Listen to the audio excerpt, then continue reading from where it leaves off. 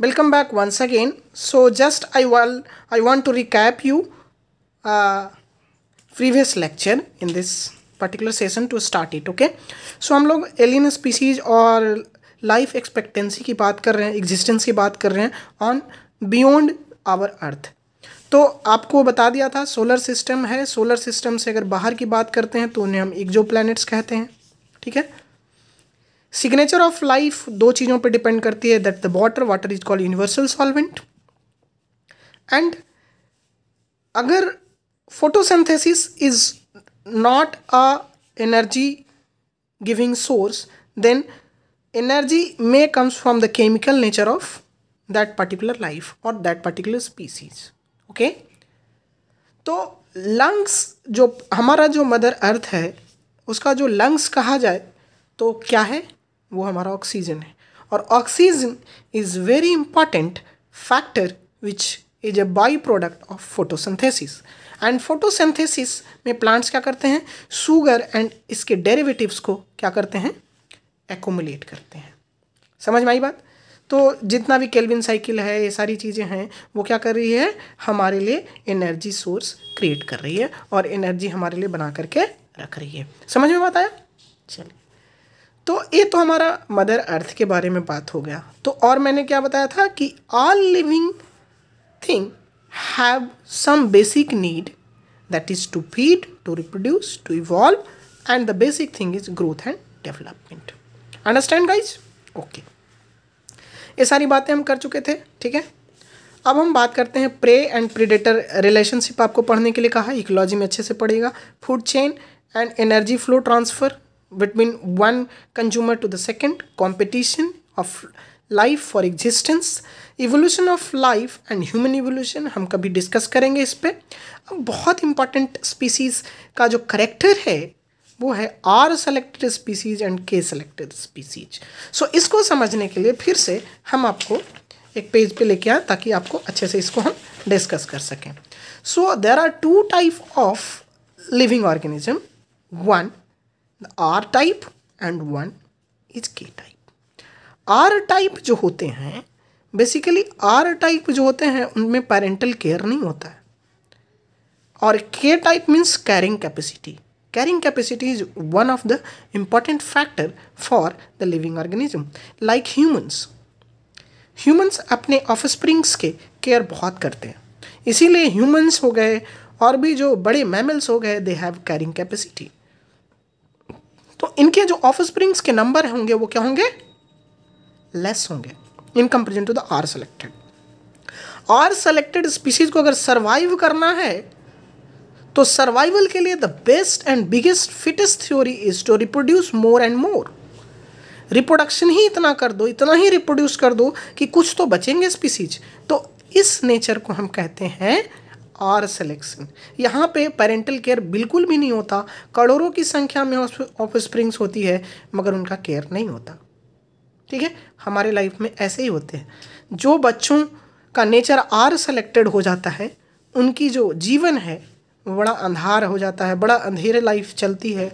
और आजकल मैं वीडियो नहीं बना रहा था, इसका रीज़न ये भी है कि मैं थोड़ा बहुत ज़्यादा डीमोटिवेटेड चल रहा था. एंड के सेलेक्टेड स्पीसीज हम कहते हैं जो कि हाई पेरेंटल केयर वैल्यूज़ हैं. जैसे आपके पेरेंट्स आपको बहुत अच्छी सुविधा दे रहे हैं, पढ़ने की सुविधा दे रहे हैं, हर चीज़ दे रहे हैं. हो सकता है फाइनेंशियल कमी हो आपके घर में, तो यूट्यूब्स है, बहुत सारे जरिए हैं जहाँ से आप एजुकेशन गैदर कर सकते हो डियर फ्रेंड्स. ओके. सो ये हुआ आर एंड के सेलेक्टेड स्पीसीज. ये आप इकोलॉजी और बिहेवियर इकोलॉजी पढ़िएगा तो वहाँ पर भी आपको बहुत अच्छे से पढ़ाया जाएगा. कुछ रूल्स हैं, हैमिल्टन रूल, अल्टरिस्टिक बिहेवियर, अल्टरिज्म, ये सब चीज़ें जब आप पढ़ोगे तो ये सारी चीज़ें बहुत क्लियर हो जाएंगी. ठीक है. चलिए, तो हम आगे बढ़ते हैं और हम फिर से उसी बात पे आते हैं. If can life possible beyond अर्थ, अगर अर्थ के बाहर जाएं तो लाइफ पॉसिबल है या नहीं. तो लाइफ पॉसिबल दो ही फैक्टर पे हो सकता है. वहाँ पे वाटर होना चाहिए और ऑक्सीजन होना चाहिए, जो कि फ्री ऑक्सीजन हो, है ना. ऑक्सीजन ये नहीं कि MgO हो और मेटल के साथ मेटल्स ऑक्साइड्स हों तो वो ऑक्सीजन, फ्री ऑक्सीजन नहीं होते. तो वैसे कंडीशंस में लाइफ पॉसिबल नहीं होगा. ठीक है. चलिए, तो इन सब बातों को डिस्कस करते हुए हम लोग यहाँ तक जाने कि लाइफ की बेसिक नीड्स क्या है और कैसे क्या हो सकता है। अब हम थोड़ा सा लाइफ, फॉरेस्ट में जो लाइफ है उसको बात करते हैं। तो वो ट्रेड ऑफ होता है। सपोज एक बात उठाते हैं, फंगस को कोई ग्रेजर आके खाएगा, ग्रेजर को कोई आके प्रेडेटर खाएगा। अब फंगस के अंदर अगर कोई टॉक्सिन है तो एक टॉक्सिन ग्रेजर में जाएगा और ग्रेजर से वो टॉक्सिन कहाँ चला जाएगा, प्रेडेटर में चला जाएगा। तो ज़रा सोचिए, मैंने बताया था ना कि कभी कभी क्या होता है कि ये जो नॉर्मल था, बहुत ही जिसका कोई वैल्यू नहीं है, इसको ग्रेजर खा जा रहा है, ग्रेजर को ये खा जा रहा है। अब सोचो कि इससे टॉक्सिन ट्रांसफ़र हो गया ग्रेजर में और ग्रेजर से को खा लिया प्रेडेटर, तो ग्रेजर मर गया और यहाँ से ये खा गया, और ये सब मर जाएंगे तो इन पर फिर फंगस ग्रो करेगा। तो ऐसे लाइफ एग्जिस्ट करती है और ऐसे लाइफ चलती है। तो एक ट्रेड ऑफ है between fungus, grazer and predator. समझ में आई बात? तो ट्रेड ऑफ है, चलता रहेगा चलता रहेगा चलता रहेगा। तो rhythm off season is always depicted by the tilted nature of the planet towards the star that is called sun in the case of earth। ये सारी चीज़ें हम बात कर चुके हैं। लाइट जहाँ ज़्यादा होगी वहाँ पे लाइफ भी ज़्यादा होगी, डाइवर्सिटी भी ज़्यादा होगी। ठीक है, ये सारी बातें हम कर चुके हैं। Life cycle of each species and environmental factors. Life cycle जो होता है वो भी बहुत इंपॉर्टेंट फैक्टर है जो कि हमें डिपेंड करता है कि हम किस तरह के स्पीसीज हैं। ठीक है, all life form depend on the flow of energy from one level to the next level, है ना। हर जो लाइफ है वो एनर्जी पर डिपेंड कर रहा है। अगर एनर्जी सोर्स गायब हो गया तो उनकी कोई वैल्यू नहीं रह जाएगी। Adaptation of life form in on the different planets. अब एडेप्टेशन बहुत बड़ा इंपॉर्टेंट फैक्टर है। देखो, तीन बातें हैं, या तो एडप्ट करो, या तो टॉलरेट कर लो, या तो स्केप कर लो। तीन फैक्टर हैं जिनसे आप लाइफ में भी आगे पीछे, जब कहते हैं ना कि छोड़ो यार छोड़ो, तो वो क्या कहते हैं, वो हो गया कि अवॉइड कर रहे हो, अवॉइडेंस। एक और तरीका है अवॉइड करो, तो अवॉइडेंस है, या तो टॉलरेट करो, सहो, चलो ठीक है। तो एडेप्टेशन के जो बेसिक चीज़ हैं वो तीन हैं, to tolerate, to escape, to avoid. या तो उससे बाहर निकल जाओ, अरे ठीक है उसका काम है, छोड़ो हम अलग चलते हैं, तो इसको स्केप नेचर कहते हैं। अवॉइडेंस किसे कहते हैं कि अवॉइड करो, अरे ठीक है कोई बात नहीं, चलो ऐसा है ना तो उसको रहने दो, हम अपनी बात करते हैं। टॉलरेट का मतलब सहना, और सबसे घटिया होता है जब आप किसी चीज़ को टॉलरेट करते हैं। टॉलरेट हम कभी नहीं कहेंगे, हम अपने लाइफ में टॉलरेट करके ही पछताए हैं। तो आप लोग सभी को हम बेसिक सलाह ही देंगे, never tolerate, whether you can avoid or you can escape is the basic and important factor of adaptation. ठीक है, एडेप्टेशन बात नहीं कर रहे हैं तो इसको भी हम यहीं पे ख़त्म करेंगे। ठीक है, तो ये सारी बातें हमें समझ में आ गई।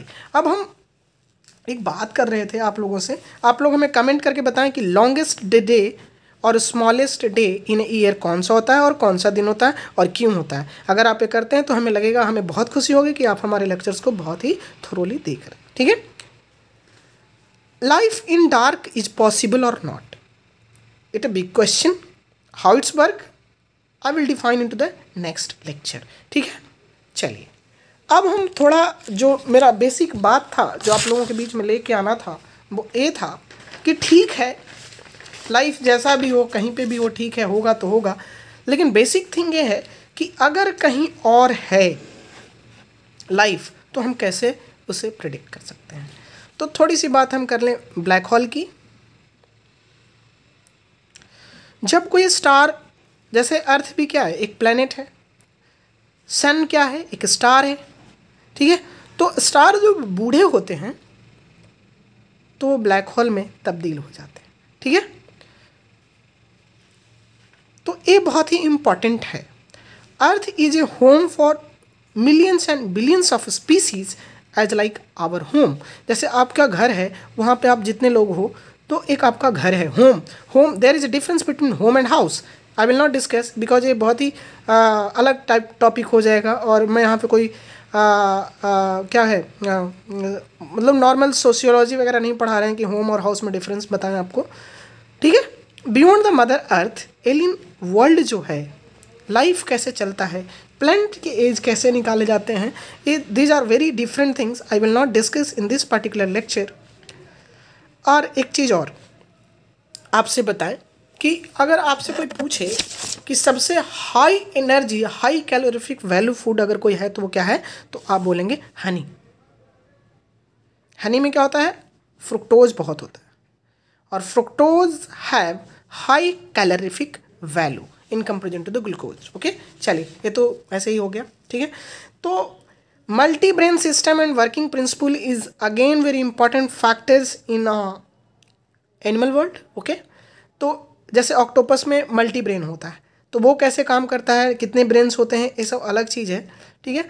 तो हम आपको ये कहने की कोशिश कर रहे हैं कि अगर लाइफ आपको देखना है तो आजकल रोबोट्स भेजे जा रहे हैं स्पेस प्रोग्राम्स में। आर्टिफिशियल इंटेलिजेंस और स्पेस प्रोग्राम मिल करके जो काम कर रही है वो खास करके इसलिए काम कर रही है ताकि वो पता कर सके कि हमारे अर्थ के अलावा अगर कोई एलियन स्पीसीज है तो कहाँ है और कैसे है, ठीक है।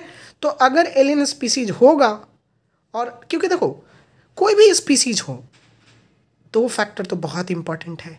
एनर्जी सोर्स तो चाहिए, एनर्जी नहीं तो कुछ नहीं, क्योंकि थर्मोडायनेमिक्स का फर्स्ट लॉ ही कहता है conservation of energy. So energy तो होगा। अब एनर्जी, फूड एनर्जी, वो कैसे फूड ले रहे हैं, कैसे किस तरह से जी रहे हैं, ये सब चीज़ें। अगर एलियन स्पीसीज अगर ह्यूमन की तरह हुए तो दो फैक्टर बहुत इंपॉर्टेंट है, तभी लाइफ पॉसिबल होगा, that is oxygen and water. अगर लिविंग क्रिएचर की बात करें तो, ठीक है। तो with that note I will tell you to stay tuned for other videos. I will come up with the new ideas. If you have some new ideas, please share with us.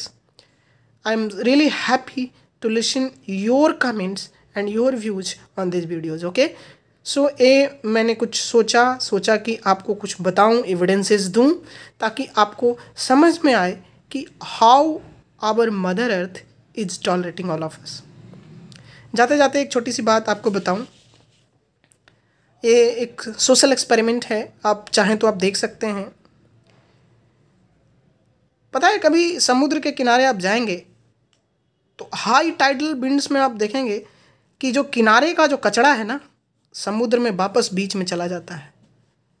तो आपके life में भी ऐसे क्षण आते हैं जब आपका जो साइड बाय साइड जो कचरा है वो बिल्कुल मिडिल में आ जाएगा, due to some several your personal reasons which you can't able to share.